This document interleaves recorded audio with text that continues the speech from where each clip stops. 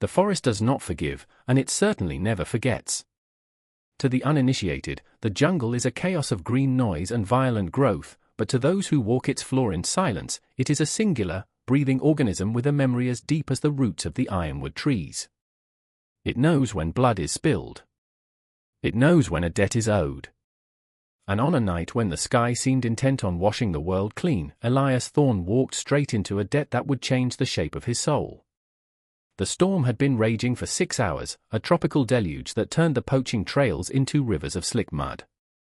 Elias, a ranger whose face carried the weathered map of 50 hard years, should have been inside his cabin. Protocol dictated that patrols were suspended during class for storms. But Elias was a man who listened to the wind more than the radio, and the wind had carried a sound that didn't belong, a high-pitched, desperate keen that cut through the thunder like a serrated knife. He found the source 3 miles from the perimeter, deep in the restricted zone. The poachers had been efficient. The snare was a cruel loop of braided steel cable, anchored to a mahogany trunk, designed to tighten with every struggle. And struggling against it, wet fur plastered to a shivering frame, was a creature that shouldn't have existed. It wasn't the spotted leopard common to these hills. It was a shadow-made flesh, a melanistic cub, a black panther, no larger than a house cat, its leg caught fast in the metal grip. The visual contrast was sickening, the industrial brutality of the cold steel biting into the velvet softness of a creature born of pure magic. Elias knelt in the mud, the rain sluicing off the brim of his hat. He knew the regulations. He knew he should call it in, wait for the vet team, document the crime scene. But looking at the way the cub's chest heaved, the frantic whites of its eyes flashing in the lightning, he knew there was no time for bureaucracy. This was a life, small and terrified, and it was fading. Elias reached for his knife, his decision made in the quiet space between heartbeats where true morality lives. He was breaking protocol. He was risking his job. But as he touched the damp fur, he realized he was already committed to a path that led away from the safety of rules and into the wild unknown. The steel cable hummed with tension as Elias worked the blade against the anchor point, his hands moving with the steady precision of a surgeon. The cub hissed, a tiny, defiant sound, swiping at him with claws too small to kill but sharp enough to warn. "Easy," Elias murmured, his voice a low rumble that barely rose above the rain. "I'm not the one who put this here." Snap. The cable gave way.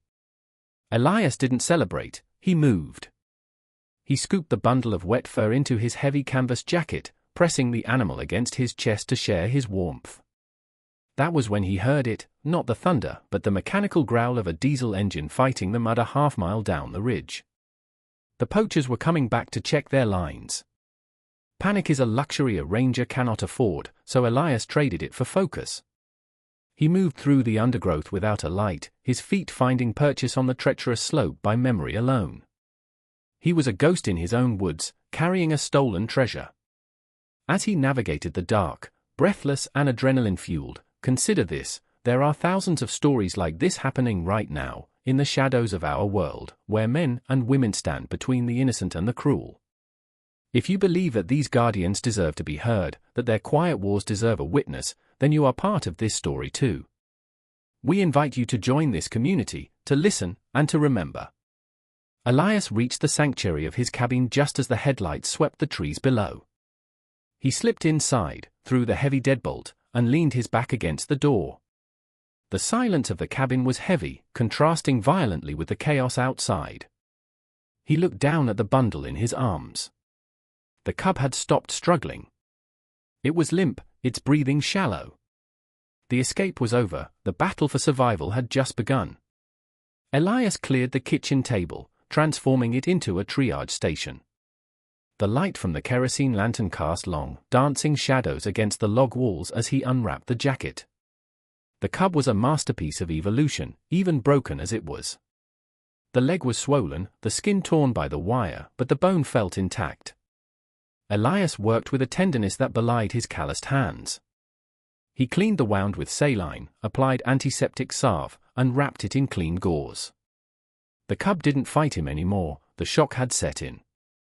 Elias looked at the small creature, really looked at it, and felt a familiar ache in his chest, the hollow echo of a life spent in solitude.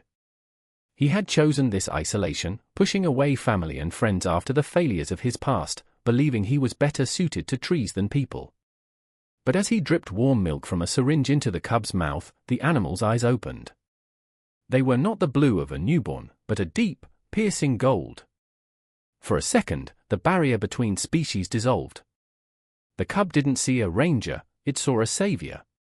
Elias didn't see a specimen, he saw a soul. The fire in the wood stove crackled, reflecting in those golden eyes, and in that exchange, a silent pact was sealed. The cub swallowed the milk, then rested its head on Elias's thumb. It was a small weight, ounces only, but it anchored Elias to the earth in a way he hadn't felt in decades. Orion, he whispered, naming the hunter in the stars. We'll call you Orion. 3 days passed in a blur of sleepless nights and incremental victories. The storm had cleared, leaving the jungle steaming and vibrant, but the atmosphere around the cabin had shifted. Orion was recovering with a speed that bordered on supernatural. He was no longer a helpless patient, he was exploring the cabin, his limp pronounced but diminishing. He attacked the throw pillows and stalked dust motes in the sunbeams. But while the mood inside was lightening, the world outside was growing heavy with a different kind of pressure. Elias felt it first on his morning perimeter check. The birds were too quiet. The monkeys, usually raucous at dawn, were invisible. The jungle was holding its breath. He found the reason in the mud near the woodpile. Pug marks. Massive, terrifyingly distinct prints that dwarfed his own hand. They weren't the erratic tracks of a male looking for territory, they were the deliberate, circling tracks of a mother looking for her child. Elias stood up, the hair on his arms rising. He realized then that he had made a grave miscalculation. He hadn't just saved a cub, he had stolen from a queen. This wasn't a rescue mission anymore. It was a siege. The mother was out there, a phantom in the green, and she was waiting. She wasn't attacking the cabin yet. She was watching. Judging. The realization brought a cold sweat to Elias's neck. He was armed, yes, but the rifle on his wall felt like a toy against the primal force he could feel staring at him from the tree line. Weeks turned the season from the wet monsoon to the dry heat of early summer. The cabin had become a strange ecosystem of two. Orion had grown, his black coat gleaming like oil, his movements fluid and silent. He and Elias had developed a language of chirps, grunts, and glances. Orion would sleep on the foot of Elias's cot, a warm, vibrating weight that chased away the nightmares. But every moment of joy was undercut by the looming inevitability of the end. Elias knew the law of the wild: to love something truly is to let it be what it was made to be. He couldn't keep a panther in a cabin. It was a crime against nature. Yet, every time he opened the door to let Orion look out, the cub would stay by his leg, looking up with those trusting golden eyes. The mother was still out there. Elias saw her shadow sometimes at dusk, a darker patch of night slipping between the cedars, but she never approached. It was as if she knew her son wasn't ready, or perhaps she was testing Elias's intent. It was a delicate, agonizing stasis. Elias found himself talking to Orion as he cooked, confessing his old sins, the family he'd lost, the mistakes he'd made. Orion would listen, ears swiveling, offering the only absolution that matters: presence. But the peace was a fragile thing, a bubble of glass waiting for a stone. The stone came in the form of a static-filled transmission on the Ranger band and the sudden drop in barometric pressure. Another storm was building, a violent summer squall, but the real threat was human. The poachers hadn't given up. They had found the tracks. Elias intercepted a burst of chatter on his handheld radio, found the big female's range. The cub has to be close. We flushed them both tonight. The blood drained from Elias's face. They weren't just after the cub anymore, they were tracking the mother to get to him. The cabin, once a sanctuary, was now a trap. If the poachers surrounded the area, both panthers would die. Elias looked at Orion, who was gnawing on a deer antler by the hearth. "We have to go," Elias said, his voice hard. He moved with military efficiency, packing a rucksack with supplies, his first aid kit, and his rifle. He had to get Orion to the high ridge, a rugged, inaccessible plateau 10 miles up, where the poachers couldn't drive their trucks. It was the only place the mother could take him and disappear into the deep reserves. This was the final act of guardianship.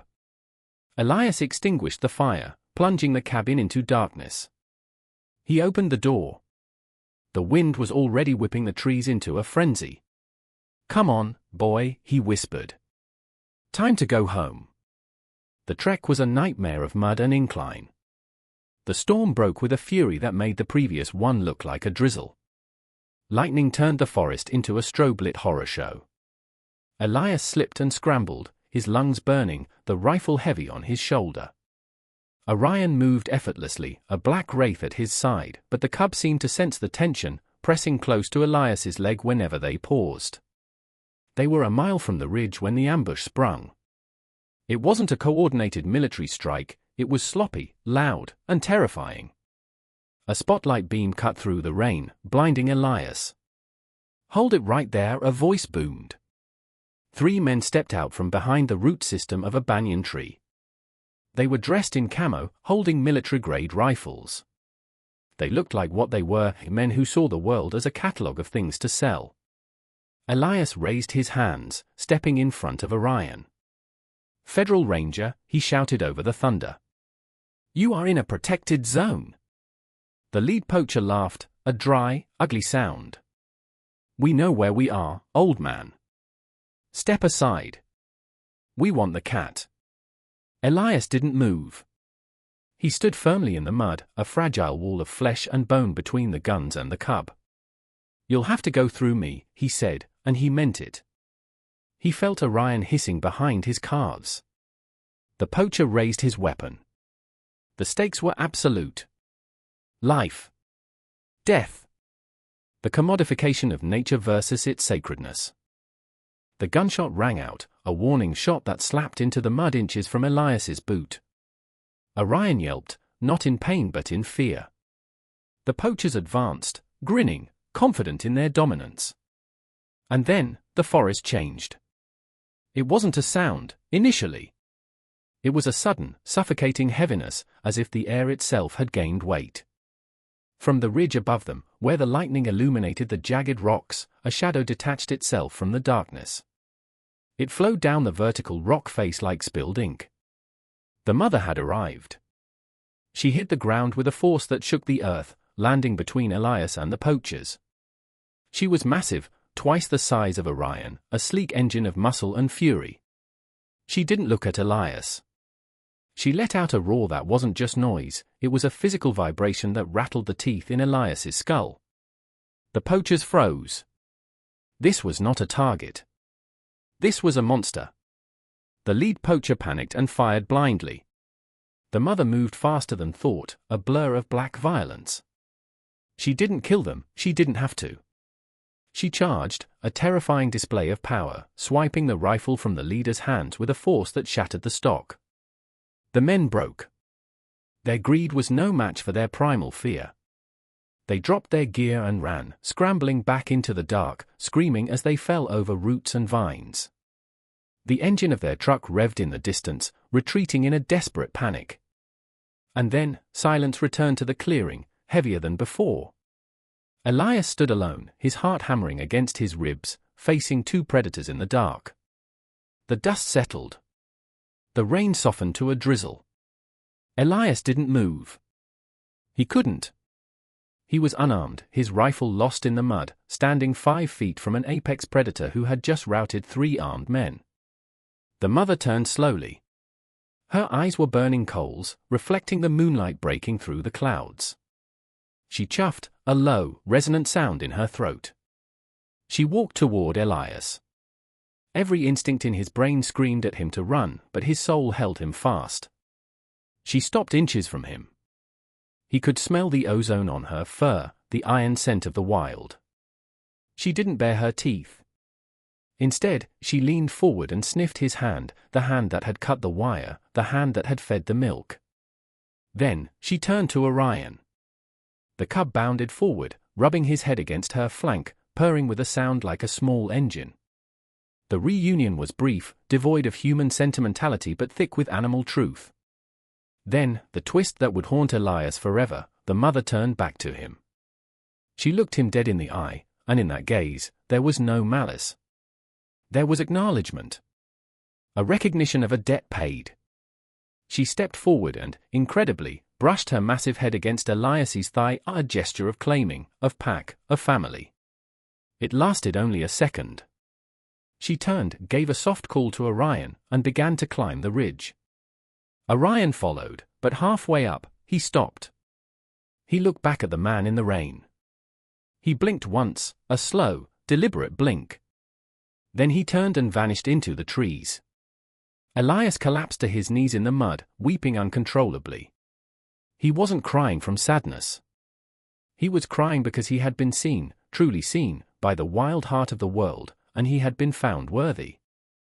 A year later, the dawn broke over the valley in a wash of pale violet and gold. Elias sat on the porch of his cabin, a mug of coffee steaming in his hands. The forest was noisy with the morning chorus, the cycle of life continuing in its brutal, beautiful rhythm. Elias was different now. The lines on his face were deeper, but the hardness in his eyes was gone, replaced by a quiet peace. He wasn't just a ranger anymore, he was a keeper of a secret story. He looked up toward the high ridge, tracing the line of the trees against the sky. He did this every morning, a ritual of memory. And sometimes, like today, the forest answered. High up on the rocky outcrop, two silhouettes appeared against the rising sun. One massive and regal, the other smaller but growing fast.